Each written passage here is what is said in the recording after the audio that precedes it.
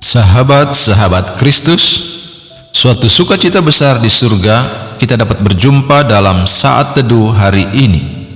Bagian Alkitab yang akan menjadi bacaan kita terambil dari Kitab Keluaran pasal 34 ayat 10 sampai 17 yang berbunyi, Firman-Nya, sungguh, aku mengadakan suatu perjanjian di depan seluruh bangsamu ini, akan kulakukan perbuatan-perbuatan yang ajaib, seperti yang belum pernah dijadikan di seluruh bumi di antara segala bangsa. Seluruh bangsa yang di tengah-tengahnya engkau diam, akan melihat perbuatan Tuhan, sebab apa yang akan kulakukan dengan engkau, sungguh-sungguh dahsyat. Tetapi engkau, berpeganglah pada yang kuperintahkan kepadamu pada hari ini. Lihat, aku akan menghalau dari depanmu orang Amori, orang Kanaan, orang Het, orang Feris, orang Hewi, dan orang Yebus. Berawas-awaslah, janganlah kau adakan perjanjian dengan penduduk negeri yang kau datangi itu, supaya jangan mereka menjadi jerat bagimu di tengah-tengahmu. Sebaliknya, mesbah-mesbah mereka haruslah kamu rubuhkan, tugu-tugu berhala mereka kamu remukkan, dan tiang-tiang berhala mereka kamu tebang. Sebab janganlah engkau sujud menyembah kepada Allah lain, karena Tuhan yang namanya cemburuan adalah Allah yang cemburu. Janganlah engkau sampai mengadakan perjanjian dengan penduduk negeri itu, apabila mereka berzina dengan mengikuti Allah mereka, dan mempersembahkan korban kepada Allah mereka. Maka mereka akan mengundang engkau, dan engkau akan ikut makan korban sembelihan mereka.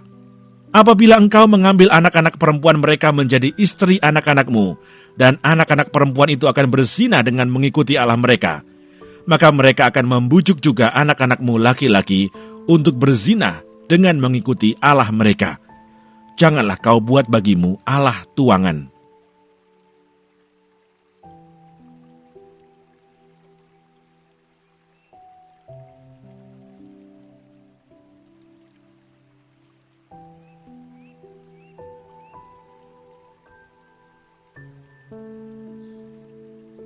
Sahabat-sahabat Kristus, ayat hafalan yang akan menjadi perenungan khusus kita hari ini terambil dari Kitab Keluaran pasal 34 ayat 12 sampai 14 yang berbunyi, Berawas-awaslah, janganlah engkau sujud menyembah kepada Allah lain, karena Tuhan yang namanya cemburuan adalah Allah yang cemburu.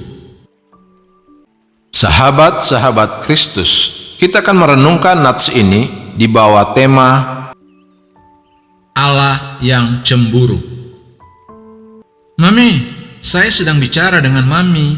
Kenapa Mami malah bicara terus dengannya? Demikian protes Sin, anak teman Eli, ketika ibunya asik mengobrol dengan Eli. Sin ternyata cemburu. Ia ingin perhatian yang tak terbagi. Ia butuh perhatian ibunya. Ia protes ketika sang ibu sibuk mengurusi hal selain dirinya. Sahabat-sahabat Kristus, Tuhan menyebut dirinya sebagai Allah yang cemburu, ayat 14 bacaan kita. Apakah Tuhan begitu membutuhkan perhatian sehingga tidak rela jika umatnya itu mengurusi Allah lain? Dan jika tidak diperhatikan, dia bisa protes, marah, dan membuatnya susah?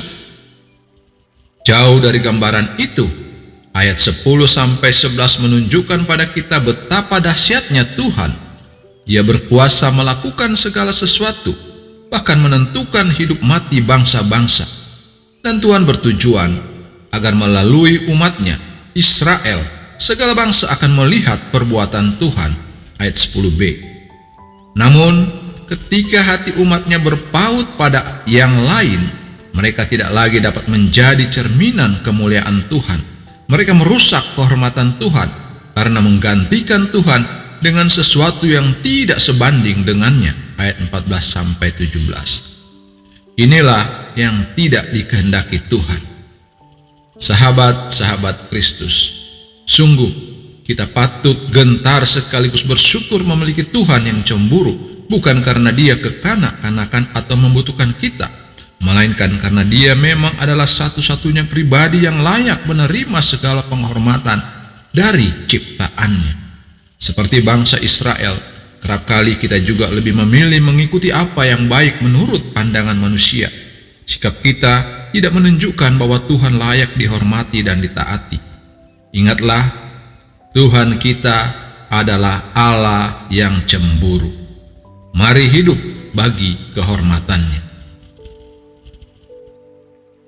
Sahabat-sahabat Kristus, ingatlah, Tuhan cemburu bukan karena membutuhkan kita, tetapi karena hidup kita hanya dapat dipenuhkan di dalam Dia.